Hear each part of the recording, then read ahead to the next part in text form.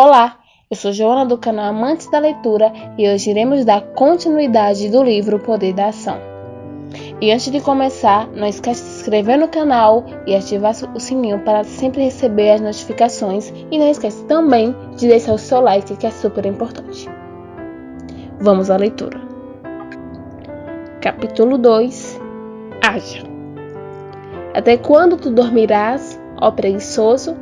Quando te levantareis do sono, a pobreza te atacará como um bandido, e a necessidade te atacará como um bom armado. Provérbios 6, 9-11. Imagina um grande tonel de madeira, como um barril de madeira gigante. Ele mede 3 metros de altura por 2 de largura. É feito de madeira escura e com amarrações de metal ao seu redor. Diferentemente de um tonel comum, esse não tem tampa na parte superior. Fica sempre aberto. Vamos lá. Gostaria que você visualizasse esse tonel com todos os detalhes. Não importa se você não é bom desenhista.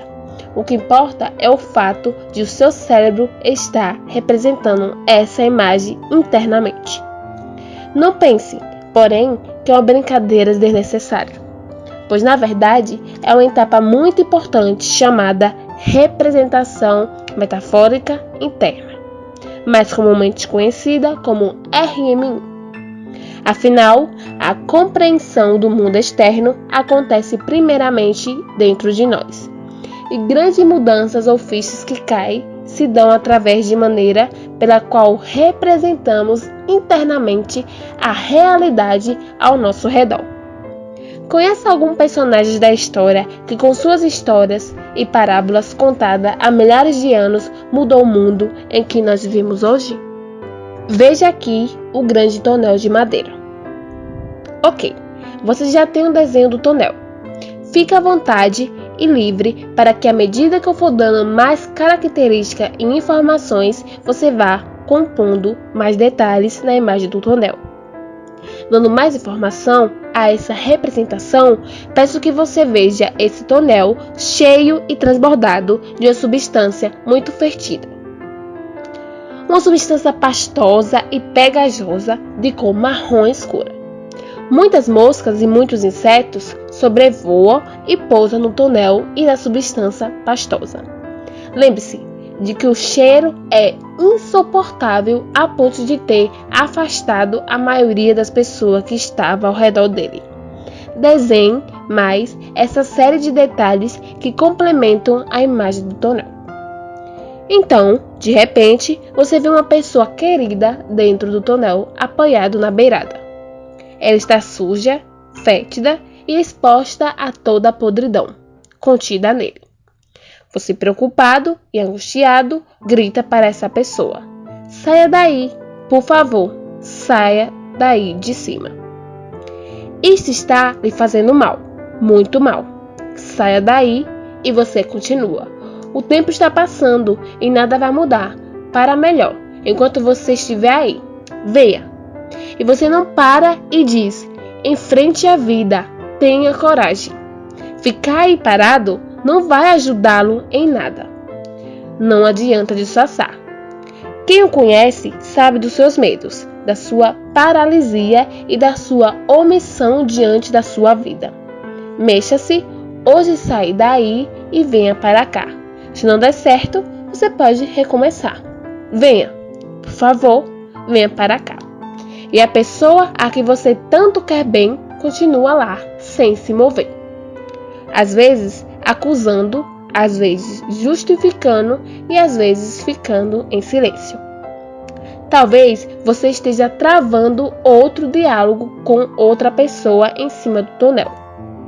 Talvez diga assim para essa pessoa: venha para cá, desça daí, pare de beber, o álcool está te matando. Por favor, pare e olhe para sua família, para seus pais, para os seus filhos, e ele sabe que você é alcoólatra. Todos sabem. Eles não dizem para você, mas sabem, comentam. Pare com isso. Venha para cá. Você fede a álcool. Você está perdendo o respeito das pessoas. pois a admiração você já perdeu há muito tempo. E você não desiste dessa pessoa e continua. Desça daí. Eles não merecem isso de você. Venha para cá. Você merece mais da vida. Nós estamos aqui por você. Largue a bebida. Venha. Enquanto você estiver aí em cima, nós não podemos ajudar você. Olhe para os seus filhos. Eles merecem mais de você. Limpe-se. Venha para cá. Aqui é o seu lugar. Venha. Ou será que seu diálogo com essa pessoa é assim? Saia daí. Esse não é o seu lugar. Você pode mais, muito mais do que isso. Desça daí. Venha assumir a sua responsabilidade pelo seu futuro financeiro e profissional. Saia de cima do mundo. Faça algo de verdade por você e pelos seus. Pare de fingir que está fazendo as coisas certas. Pare de fingir que está tentando. Ninguém mais acredita nas suas desculpas. Faça alguma coisa e deixe de ser um peso para outras pessoas. Elas não merecem isso. Saia daí e venha trabalhar e produzir de verdade. Venha ganhar dinheiro. Desça daí e construa sua independência financeira e profissional. Por mais que você fique aí dando desculpas ou usando disfarces de bons-sucedidos, todos sabem aonde você está e quem você tem sido. Por favor, pare de decepcionar as pessoas. Assuma uma postura decidida e faça algo. Desça daí. Na minha jornada profissional de coach, vi muitas pessoas querem ajudar seus amigos e familiares a descer de cima do grande tonel, usando todos os meios e todas as estratégias. Uma vez, ouvi um amigo dizer mais ou menos assim: amigo, saia daí, desça daí. As pessoas estão comentando seu caso extraconjugal. Desça daí, antes que sua esposa e seus filhos saibam. Eles não merecem isso de você. Olhe para sua filha, olhe para o seu filho. Olhe para sua esposa fiel, dedicada e que sempre o apoiou. Pare com isso antes que seja tarde. Amigo, você está fedendo a sexo e todos sentem esse cheiro. Por favor, faça isso por você e por sua família. Venha cá, deixe que eu o ajude a se limpar. Venha, esse tonel não é o seu lugar. Outra vez, ouvi o irmão dizer para sua irmã: irmã, saia daí, por favor, desça daí. As pessoas percebem e comentam como você tem sido relaxada com seus filhos. Seus filhos estão sofrendo, eles estão largados. Você está sujando tudo ao seu redor com seu estilo de vida. Pare de gastar dinheiro com roupas e bolsas. Pare de ir a tantos shows, festas e viagens. Fique em casa com seus filhos. Eles precisam de você e você precisa ainda mais deles. Saia daí, desça desse tonel. Ficar em cima desse tonel está destruindo a sua vida. Acredite, não é nele que você vai achar o que tanto procura. Seus filhos não têm culpa se seu casamento acabou. Volte para casa, assuma sua maternidade enquanto você pode, enquanto eles são crianças e precisam de uma mãe.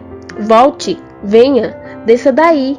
Em outros casos, ouvi pessoas preocupadas chamar até implorar para aquela pessoa em quem está em cima do tonel deixasse as drogas. Outras imploravam para aquela pessoa sentada no topo do tonel parar de fumar.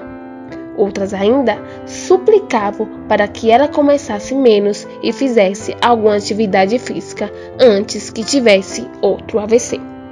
O fato é que todas essas pessoas que citei por um motivo ou outro estavam na zona de conforto. Em nossa metáfora, a zona de conforto é representada pelas pessoas paradas no topo do tonel. Mas na verdade, zona de conforto é o lugar onde encontramos desculpa para não fazer o que sabemos que devemos fazer. A zona de conforto parece um lugar supostamente seguro, mas na prática ela nos acorrenta e nos mantém presos, inertos, imóveis, enquanto o mundo está acontecendo lá fora e nós envelhecendo aqui em cima.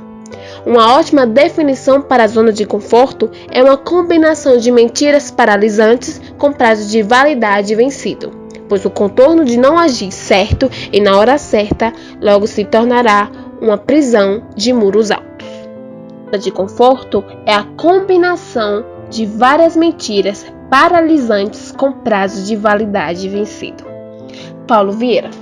Afinal, não precisamos ser paranormais nem videntes para imaginar qual será o destino daquela pessoa que nunca encarou a vida profissional. Não precisamos ser muito inteligentes para acertar como será o futuro daquele alcoólatra ou como será a família do adultério. Ou como será a saúde do glutão sedentário ou a vida daquela mulher que trocou os filhos pelos colegas de balada e o seu futuro financeiro por bolsas e sapatos. Certamente é bem mais fácil e cômodo dizer como será a vida das pessoas presas na zona de conforto. Afinal, estamos de fora analisando suas ações e as consequências de seus atos e de suas omissões. Contudo, precisamos olhar para dentro de nós e nos perguntar: em quais áreas da minha vida me percebo na zona de conforto? Como será a minha vida se continuar por ação ou por omissão na zona de conforto? Entendendo a metáfora do tonel e entendendo o que é a zona de conforto e as consequências dela na vida das pessoas, mas sobretudo na sua vida, posso então lhe fazer meu segredo convite. Haja! Vamos! Deixe o tonel, venha para cá e se afaste desse terrível zona de conforto. Haja, não importa se certo ou errado, apenas haja e depois se aplique para agir cada vez mais acertadamente. O bordão diz: tem poder quem age, e mais poder ainda quem age certo. Peço que memorize esse bordão que venho repetindo nos últimos anos e depois compartilho com todas essas pessoas. Tem poder quem age e mais poder ainda quem age certo. Paulo Vieira. A única coisa que pode tirar alguém da zona de conforto é a ação direcionada. Direcionada para suas metas, seus objetivos e seus desejos. No entanto, veja bem, para tirá-lo da zona de conforto, não precisa ser a melhor ação, não precisa ser a ação mais acertada e nem a mais eficaz a ser posta em prática. Qualquer ação direcionada sutilmente para seus objetivos já inicia o processo de mudanças e libertação da zona de conforto. Existe, porém, uma força paquidérmica, que sustenta e mantém as pessoas aprisionadas na zona de conforto. E o nosso foco agora é identificar, qualificar e em seguida destruí-la. E quando isso acontecer, você vai se encontrar sobrevoando e pronto para aterrissar nos seus objetivos mais importantes. Milhas e milhas de distâncias daquilo que antes você chamava de zona de conforto. Vamos a essa força. Historinhas e histórias. Acredito, como já falei, que fomos criados por Deus para uma vida abundante em todos os aspectos. E que os acontecimentos da vida de qualquer pessoa por si só deveriam levá-la a esse padrão de excelência. São como as águas de um rio que naturalmente fluem em direção ao mar. Essa é a natureza e o normal para um rio. Para represá-lo, será necessário um esforço muito grande de fazer barragem ou desviar o curso natural das águas. A abundância é a natureza de Deus e, consequentemente, a natureza humana. Se, porém, você não está vivendo essa abundância e plenitude, é porque existe uma barragem, um desvio que impede o fluir dessa natureza abundante para você. E por incrível que pareça, somos nós que, através de comportamentos muitas vezes inocentes e depreciatórios, criamos verdadeiras barragens e desvios de todo o bem que deveria chegar até nós. Na prática, bastaria não atrapalhar para que as coisas boas viessem até nós. A boa notícia que trago aqui é que, além de não atrapalhar, podemos também usar essa força gigantesca para acelerar esse fluir de coisas boas em nossa vida. O nome que daremos a essa força é historinhas.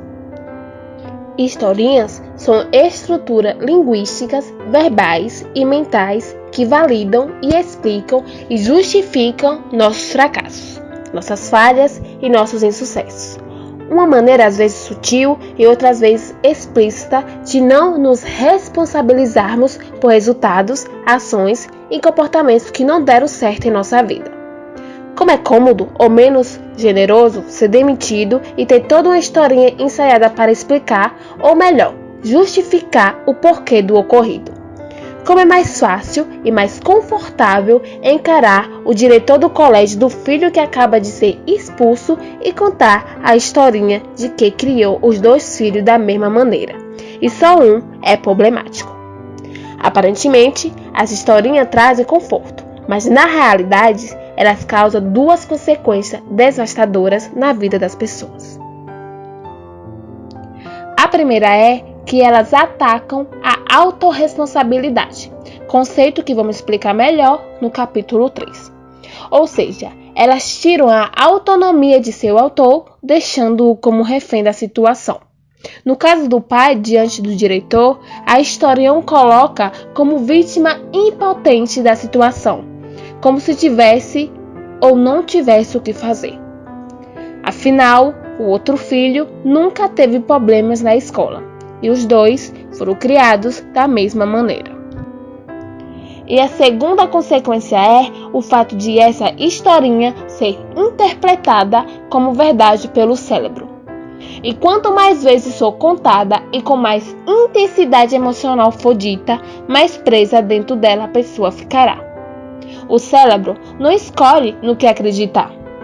Assim, o que você mais comunicar, mais verdadeira será.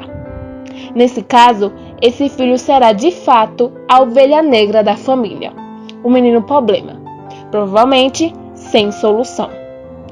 Quantas historinhas temos contado para justificar nossos fracassos? E quantas historinhas temos criado e contado para justificar ou explicar nossa permanência no grande tonel da zona de conforto? É comum acreditarmos que historinhas são mentiras ou disfarces simples para algo no qual queremos fugir, ou sobre a qual não queremos reconhecer nossa responsabilidade. Na verdade, existem 3 categorias de historinhas: mentiras, exageros, verdades e, por fim, brincadeiras. As historinhas mentirosas são justificadas, inventadas com o objetivo de diminuir a culpa. Já as historinhas verdadeiras são uma tentativa de acusar o outro e se eximir da responsabilidade pelos próprios atos. As brincadeiras fazem a pessoa fechar os olhos para o problema, tirar o foco do assunto por meio de uma piada ou de algo engraçado, dito sobre o problema. Seja qual for o tipo de historinha, ela destrói a autoimagem e deixa seus autores impotentes na questão de ação e do comportamento e certos da impossibilidade de realizar. Para entender melhor as historinhas, vamos a 3 exemplos reais. Caso 1. Certa vez, encontrei um antigo parceiro comercial e começamos a conversar, até que chegamos ao assunto saúde. Neste momento, ele olhou para mim com um tom de seriedade e incontinência e confidenciou: "Você sabe, eu não como nada, e mesmo assim não paro de engordar." Sua esposa, que estava com ele, olhou para baixo e ensaiou um sorriso irônico. E ele continuou: "Meu médico disse que meu metabolismo é muito lento para a queima de gordura. Por isso é que estou assim, tão acima do peso." Com respeito e com certa firmeza, o indaguei: "Que exame seu médico fez para avaliar seu metabolismo e a queima calórica?" Ao que a esposa do meu ex-parceiro respondeu: "Historinha, Paulo Vieira. Tudo historinha. Nem médico ele tem. A questão é que ele não come muita besteira, principalmente à noite e na hora de dormir. Na verdade, nossa cama é a mesa de piquenique dele. e a TV é a paisagem. Nessa primeira historinha, como a própria esposa denunciou, toda aquela conversa era mentira do marido. Primeiro, ele de fato comia muito, principalmente à noite. Segundo, nenhum médico falou que ele não tinha o metabolismo lento na queima calórica. Era apenas uma inverdade para explicar sua obesidade, tirando dele a culpa ou irresponsabilidade pelo quilos a mais. E como o problema de sua obesidade não era responsabilidade dele, afinal, o responsável era o metabolismo lento, por que mudar? Por que adotar um estilo de vida saudável, uma vez que seu metabolismo queima calorias na velocidade de uma tartaruga de aquário? Essa historinha se classifica da seguinte maneira: categoria: mentira. Comportamento: justificação e diminuição de culpa pela aparência obesa. Resultado primário: obesidade. Resultados secundários possíveis: problemas de saúde, problemas conjugais, baixa produtividade, profissão, pouca atividade sexual, entre outras. Caso 2. Conversando com um empresário em dificuldades, ele se abriu e me contou o porquê de todas as suas dificuldades financeiras. Ele disse em um tom de vitimização e também de hipotenência: este país quebra qualquer um. Um dia o dólar está alto, no outro está baixo. Fiz a importação porque o dólar estava baixo e agora ele subiu 40%.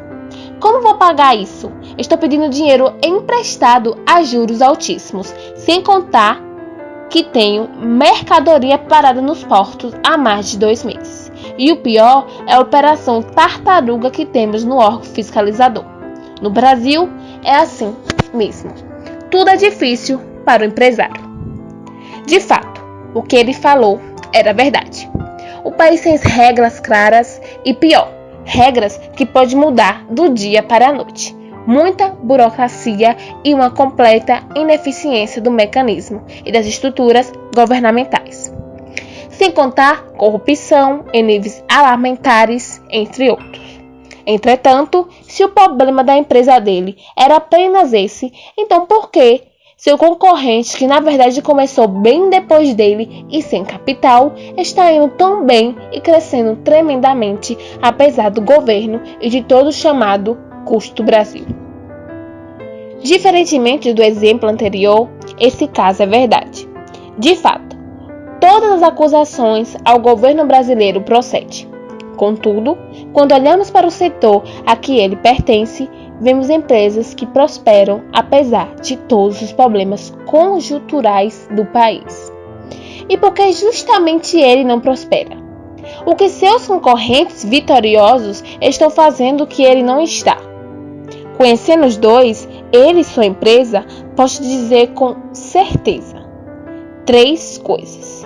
Primeiro, ele é muito centralizador e não permite que ninguém haja ou pense em soluções sem sua presença.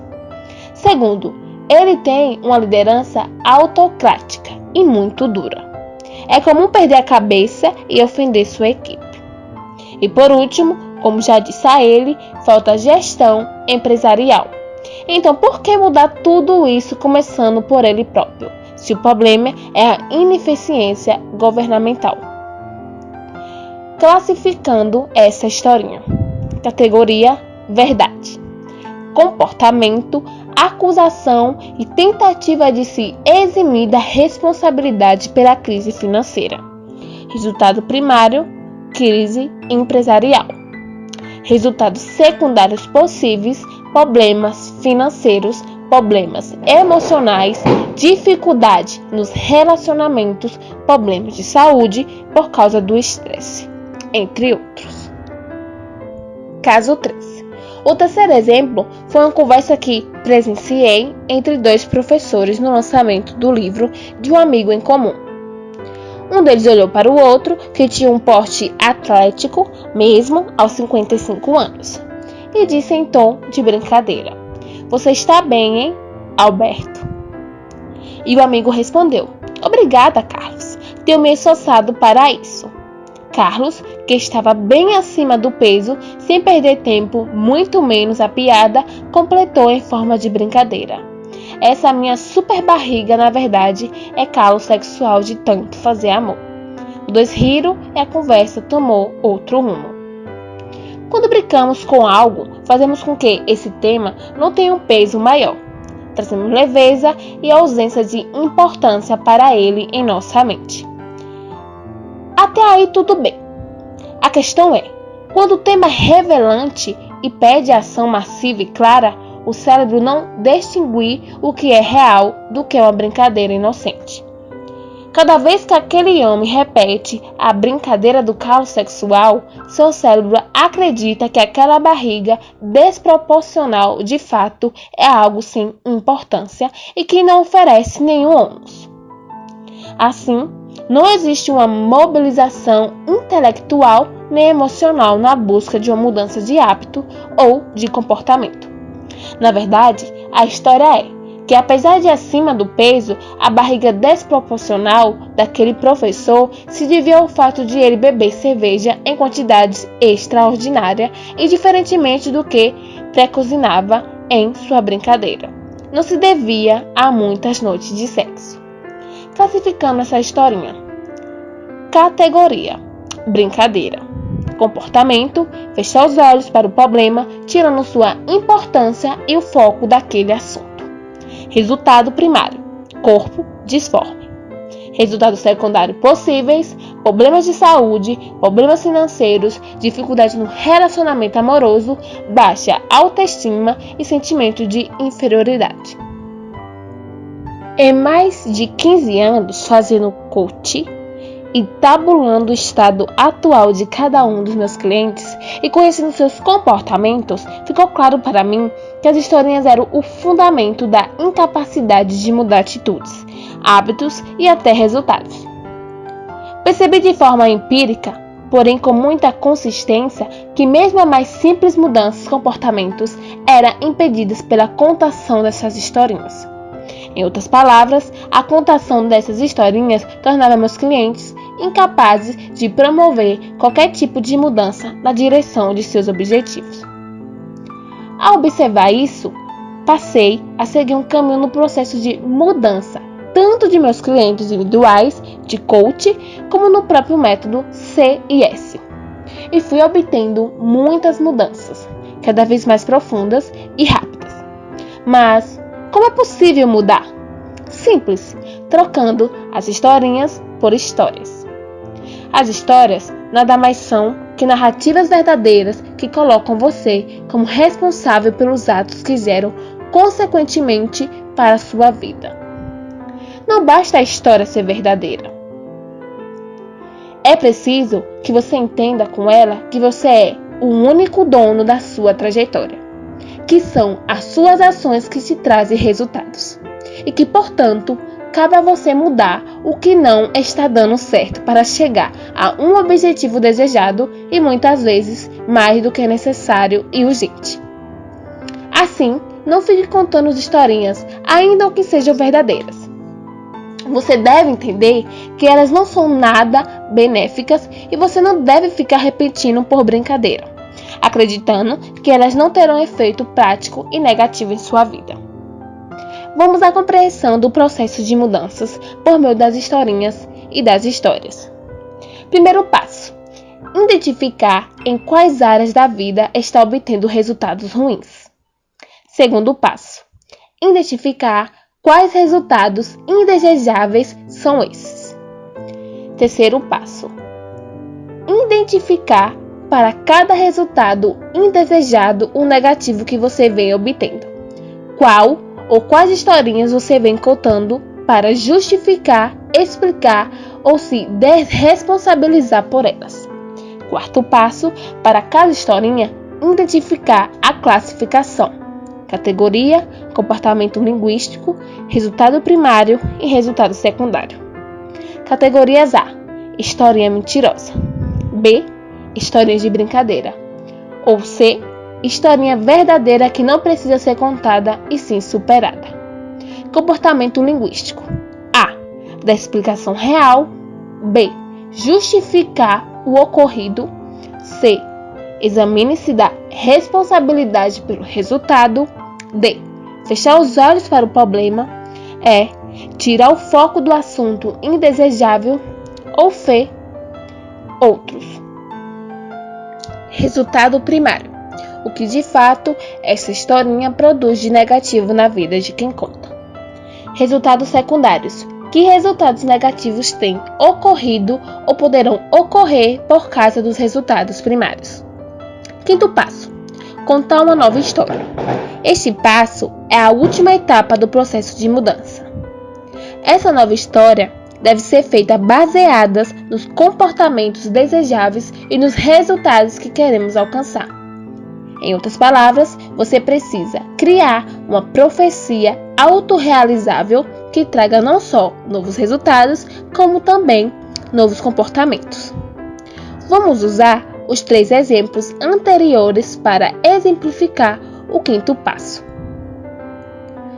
O meu ex-parceiro de negócios, que não parava de engordar, deveria deixar de contar a historinha destruidora que dizia que ele comia pouco e engordava por causa do metabolismo, com baixa queima calórica, e falar algo profético do tipo: sou forte, saudável e magro. Eu me alimento com excelência e como o melhor, na hora certa e o suficiente para estar saudável e dispostos. Para o caso do empresário com problemas em sua empresa, a nova história deveria ser mais ou menos assim. Independentemente de governo, minha empresa é próspera, lucrativa e crescente. Tenho a melhor equipe e minha liderança é super eficaz. Nós planejamos e executamos com primazia.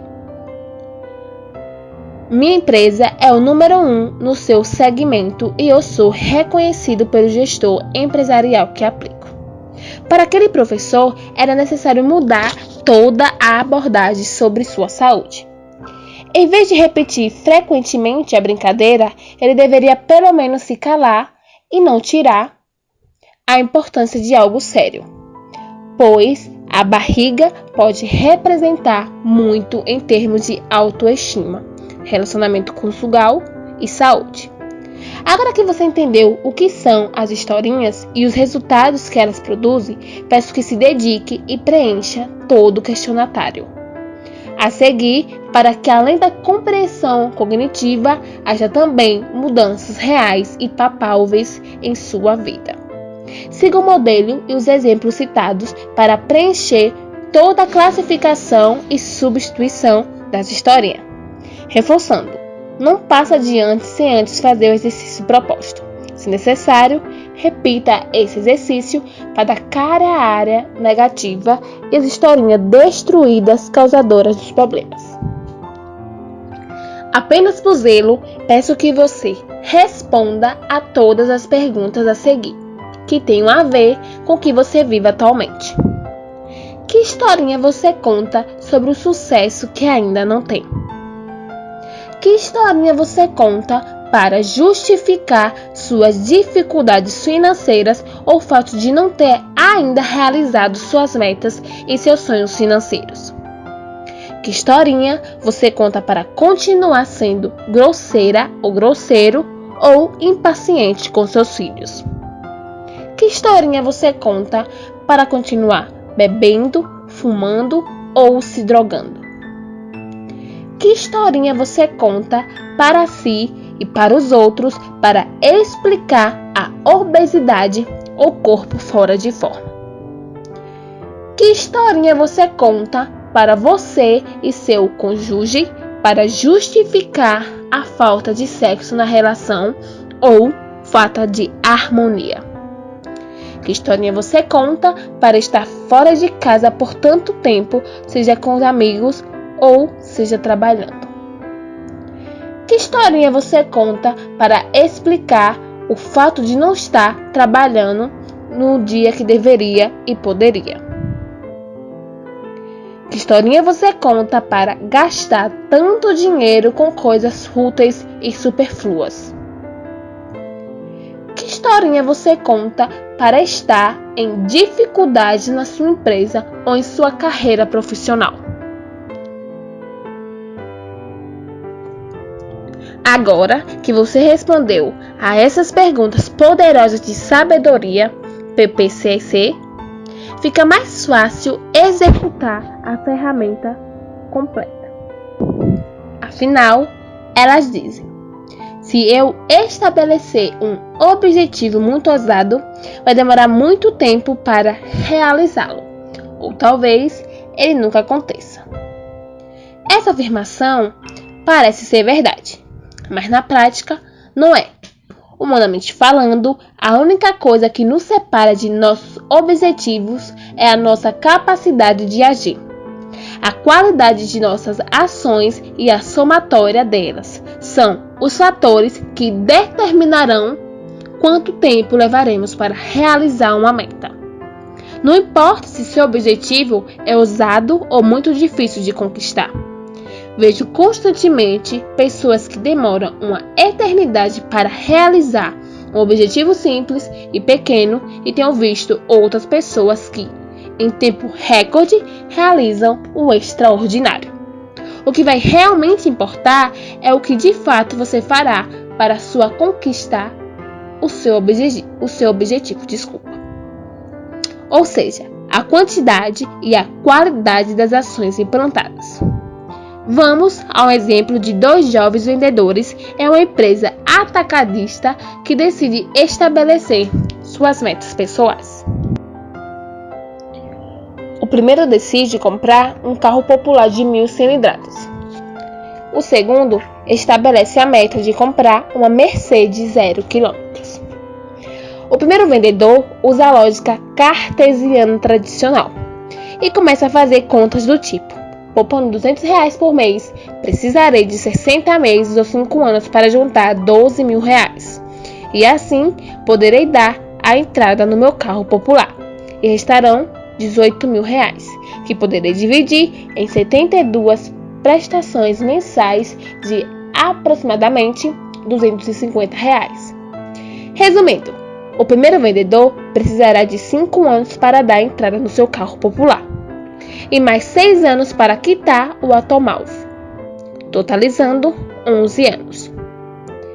Esse vendedor de pensamento lógico e cartesiano estabeleceu apenas uma ação para cumprir sua meta: pagar pequenas e quase infinitas prestações. Já o segundo vendedor teve o seguinte raciocínio: primeiro, vou me dedicar e trabalhar de maneira ultra focada para bater todas as metas e ganhar todos os prêmios da campanha de vendas. E também vou fazer 2 cursos de vendas e gerência de vendas e estudos aos manuais dos produtos que vendemos para ter mais conhecimento sobre eles e mais argumentos na hora de venda. Essa primeira etapa levará 4 meses e dobrará meus rendimentos atuais. Com isso, espero ser promovido a coordenador de equipe comercial com a retirada mensal 2 vezes maior do que o meu salário atual. O segundo passo será entrar em uma faculdade tecnológica e me formar em 2 anos. E assim que estiver completando minha graduação, entrarei em uma pós-graduação em gestão comercial. Essa etapa levará 2 anos, então me candidatarei a gerente comercial da nova novidade da nossa empresa, que está sendo construída na cidade vizinha. Nesse momento, já estarei ganhando entre salário fixo e comissão aproximadamente 4 a 6 vezes mais do que o valor original. Meu primeiro passo será propor à diretoria que eu monte uma equipe de telemarketing terceirizada para atender as pequenas vendas da empresa. Aquelas que não compensam, manda vendedor em rota. Afinal, esse é hoje o grande gargalo da empresa. Com isso, poderei montar uma equipe para fazer televendas em 4 estados. Isso poupará muito dinheiro para a empresa em termos de custos de vendas, rota, combustíveis, automóvel, entre outros. Atendendo a carteira de pequenos clientes, o estímulo total de vendas é de R$ 4 milhões por mês. E se a comissão da minha empresa de telemarketing for de 7%, seu faturamento será de R$ 280 mil e terá um lucro líquido de aproximadamente R$ 80 mil por mês, conforme os cálculos do consultor do Sebrae que me orientou. Já no quarto mês, depois de fazer os cursos de venda, estudar os manuais dos produtos e me dispor a pagar o preço de estar super focado em vender, comprarei meu carro, que dessa vez será um carro popular. Ao ser promovida a coordenador comercial no sexto mês, e mais que drobar meu salário e minhas comissões, poderei comprar um carro melhor. Mas não farei isso. Vou guardar e aplicar o dinheiro para montar no futuro a minha empresa de telemarketing. Depois de me formar e cursando uma pós-graduação em gestão comercial, serei promovida a gerente geral da nova unidade, que está em construção, e novamente drobarei meu salário. Mais uma vez, poderia comprar um carro melhor, mas não faria isso. A última etapa para comprar minha Mercedes será conquistar uma parceria com a empresa em que hoje sou vendedor. Assim, me tornarei dono da minha própria empresa e comprarei meu carro dos sonhos. Quando observamos os dois vendedores, vemos que suas ações são determinadas por suas decisões. Estas, porém, são determinadas pelo tamanho dos seus sonhos. Vimos a metáfora do pescador e sua frigideira, e como é determinante na vida e nas escolhas. O primeiro vendedor sonhava com um carro popular. Já o segundo sonhava com uma Mercedes. O primeiro se contentou em ter apenas um tipo de ação que se resumia em uma pequena e medíocre poupança, que jamais o desafiaria a ser melhor. Já o segundo, olhando para sua meta ousada e desafiadora, optou por várias ações que o tiraria completamente da zona de conforto. Qual é seu objetivo? Está certo sobre ele? É isso mesmo? Excelente! Então agora você precisa andar, agir, ir na direção certa, com ações efetivas. Quanto mais depressa eu andar e de maneira mais direcionada ao mesmo objetivo, mais rápido eu atingirei. Não importa se meu objetivo é ganhar R$ 1 milhão e eu não tenho nenhum real hoje. Não importa se você pesa 120 quilos e quer pesar 70. O que importa é se você está indo na direção certa, com comportamentos certos e se vai na melhor velocidade possível. Conheço pessoas que começaram a ganhar dinheiro muito tempo depois de outras. E no espaço de 3, 5, 6 anos, já se tornaram milionárias. Enquanto as pessoas que tinham começado 10 ou 15 anos antes da sua jornada financeira não conseguiam atingir o mesmo resultado. Muitas pessoas estão falando em sucesso, mas são poucas as que falam, de fato, estão agindo. Em 2014, corri a minha primeira meia maratona do Rio de Janeiro. Depois de completar a prova com prazer e bem-estar físico, eu disse ao meu amigo e treinador, Ed, não foi difícil como eu pensava que seria. Na verdade, foi fácil. E ele respondeu, completar 21 quilômetros de uma meia maratona é fácil. O difícil é se preparar para ela. Aquilo ficou ecoando na minha cabeça e me deu uma clareza sobre o caminho do meu sucesso. O difícil é agir na direção certa, como acordar cedo para os treinos, fazer musculação e alongamento. O difícil mesmo é treinar fazendo os tiros de velocidade e subir as ladeiras correndo. O duro é acordar todos os sábados às 5 horas da manhã e correr em média 15 quilômetros. Na verdade, o difícil é me preparar por meio de ações massivas e consistentes, pois o sucesso em si é apenas consequências das minhas ações. Na verdade, o difícil é me preparar por meio de ações massivas e consistentes, pois o sucesso é apenas consequências das minhas ações. Paulo Vieira. Se o meu objetivo era fazer 21 km na maratona, para conquistá-la eu precisava agir com ações massivas de preparação. Então, corri todas as terças e quintas e no sábado o treino era dobrado. Entretanto, não era apenas cumprir os dias de treinamento. A questão também é: eu fiz o treinamento adequado? Eu me empenhei? Fui até o meu limite? Segui a orientação do meu treinador ou coach? Dei o meu melhor? Eu me alimentei de acordo com o que havia sido combinado segundo o meu cardápio para que a massa magra, musculatura, resistência nas articulações? Completar uma corrida de 21 km pode ser algo muito fácil ou algo desastroso. Isso depende das suas ações. O fato é que qualquer um pode, tanto que vi pessoas com 70 e até mais de 80 anos completarem a prova.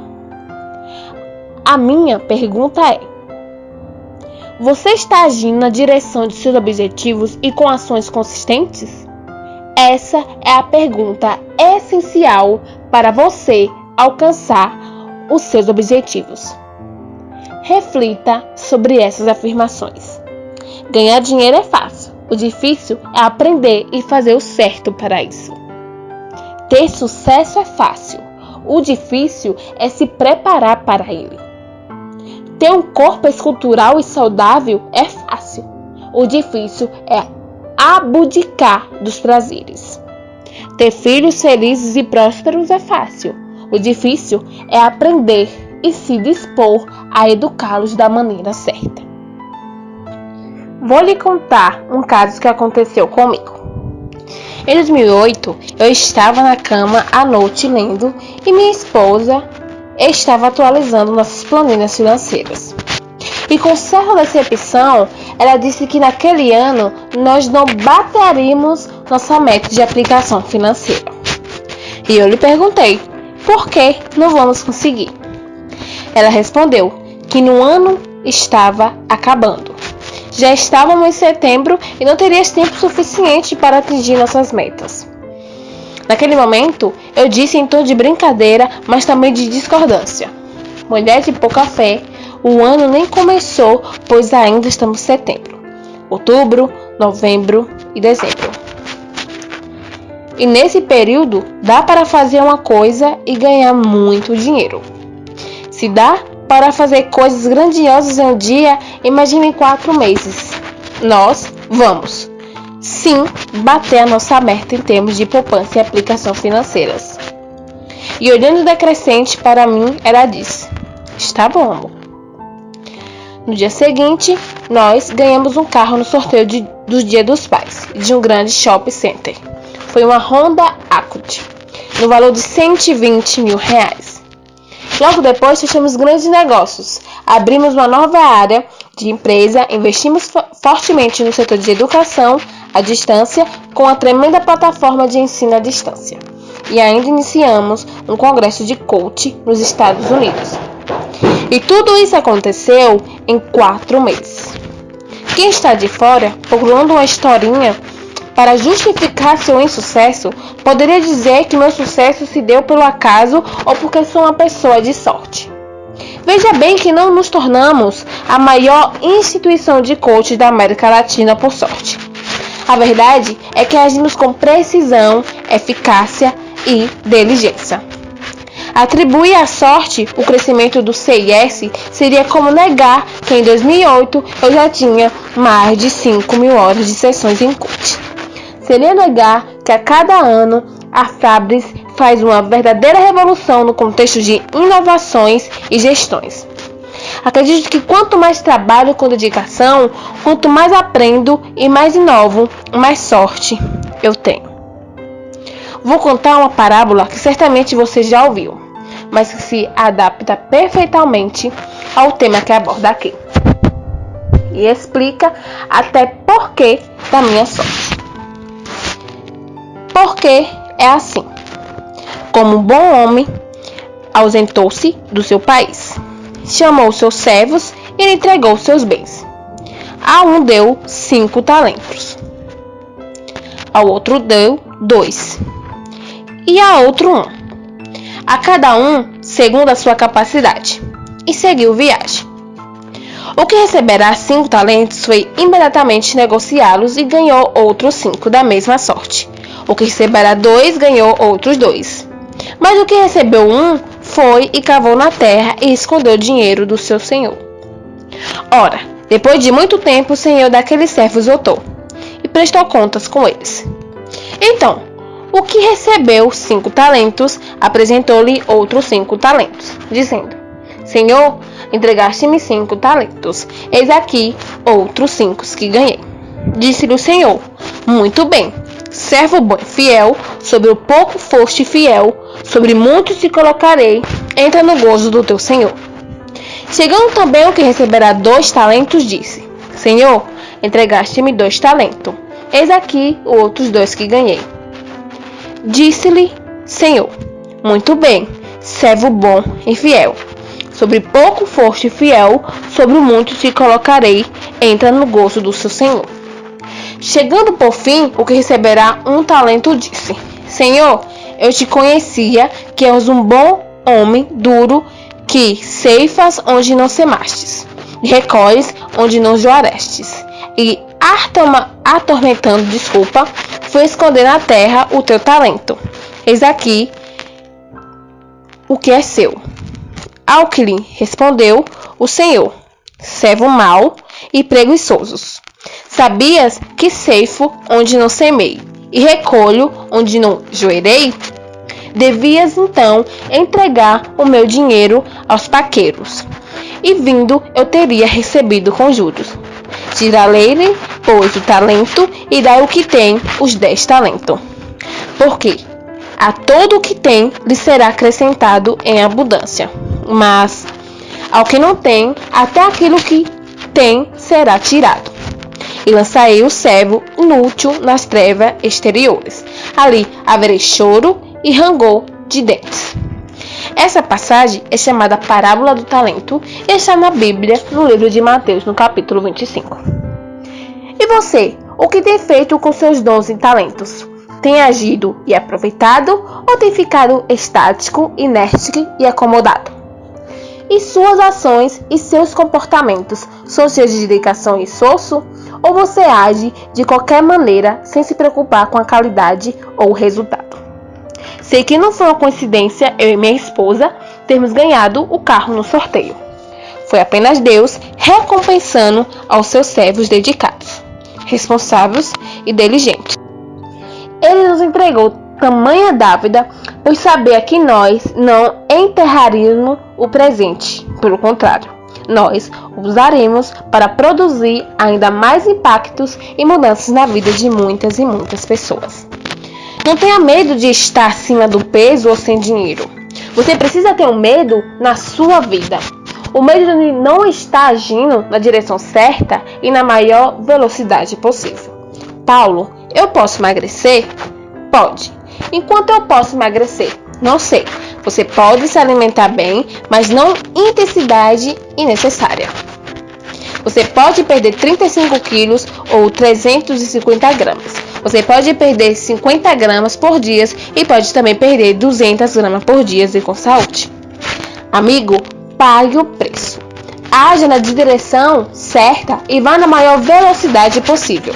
Casamentos, filhos, trabalho, dinheiro, nós estamos falando de ação. Só tem poder quem age. Se você está obeso, então planeje e calcule como vai fazer para perder 150 gramas por dia. Quanto vai perder em um mês? Quanto você vai perder em 6 meses? E quanto acabar o planejamento? Simplesmente haja. Paulo, mas eu não sei como. Então saia da zona de conforto. Pague o preço. Vá buscar um ótimo nutricionista, compre os melhores livros de nutrição e de emagrecimento. E em 3 ou 6 meses você terá o corpo dos seus sonhos, a saúde dos seus sonhos. Paulo, eu queria tanto ter R$1 milhão. Paga o preço. Vá atrás de orientações dos melhores cursos sobre finanças e reprogramação de crenças financeiras, e esse material vai ensiná-lo a andar na melhor velocidade possível e na direção certa. Depois de tudo o que falei, não acredite que é só agir para ter sucesso. Por mais de 13 anos, eu agi constantemente, porém sem sabedoria e sem conhecimento. Durante 13 anos da minha vida, tive muitos poucos fins de semana e muito pouco descanso. Trabalhei desesperadamente de 12 a 14 horas por dia e não conquistei absolutamente nada além de uma manutenção precária da minha vida. Eu me desgastei e até adoeci pela combinação de trabalho intenso e falta de descanso. Então, não acredito que sucesso é só acordar cedo e trabalhar duro. Tenho visto muitas pessoas enganadas por essa meia-verdade. É necessário trabalhar com dedicação e empenho.